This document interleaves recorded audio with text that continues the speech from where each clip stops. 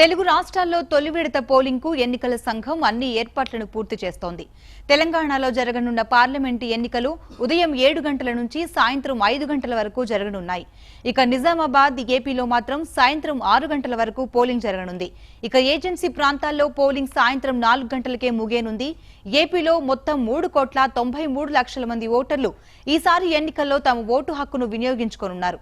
ఇక తెలంగాణలో 2,97,00,000 మంది ఓటర్లు ఈ ఎన్నికల్లో ఓటు వేయనున్నారు.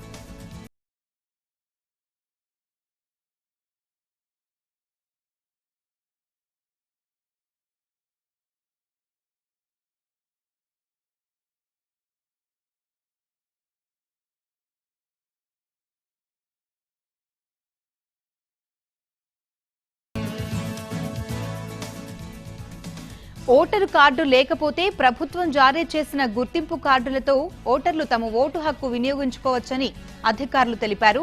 సాయంత్రం 6 గంటలకు క్యూలో ఉన్న ఓటర్లకు ఓటు వేసే అవకాశం కల్పించనున్నారు. ఎన్నికల రోజు ఓటర్లకు ఎలాంటి ఇబ్బంది కలిగినా వెంటనే పోలింగ్ అధికారులకు ఫిర్యాదు చేయాలని సీఈఓ తెలిపారు. రాష్ట్రంలో 190 మంది పరిశీలకులను నియమించి పార్టీ ప్రతినిధుల సమక్షంలోనే ర్యాండమ్ పద్ధతిలో ఈవీఎంలను కేటాయించామన్నారు.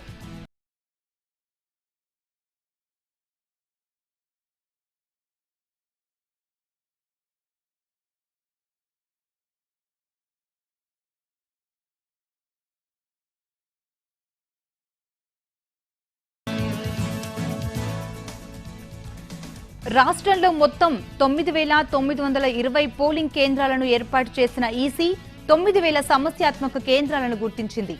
ఎలాంటి అవాంఛనీయ సంఘటనలు జరగకుండా కేంద్ర పోలీసు బలగాలతో ప్రత్యేక భద్రతను ఏర్పాటు చేశారు. ప్రతి పోలింగ్ బూత్ లో వెబ్ కాస్టింగ్ ద్వారా ఈసీ ఎన్నికల సరళిని సమీక్షించనున్నారు. కొత్తగా అందుబాటులోకి వచ్చిన వీవీప్యాట్లపై పోలింగ్ సిబ్బందిని అధికారులు శిక్షణనిచ్చారు.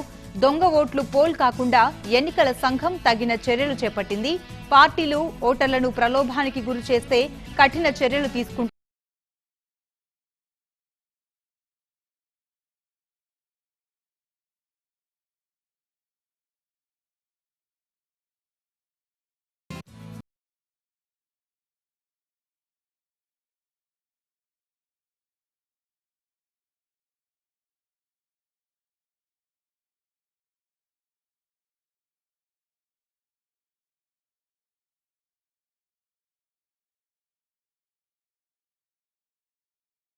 నేందుకు ఓటర్లు సొంత ప్రాంతాలకు బయలుదేరడంతో రైల్వే స్టేషన్లు, బస్ స్టేషన్లు ప్రయాణికులతో కిటకిటలాడుతున్నాయి.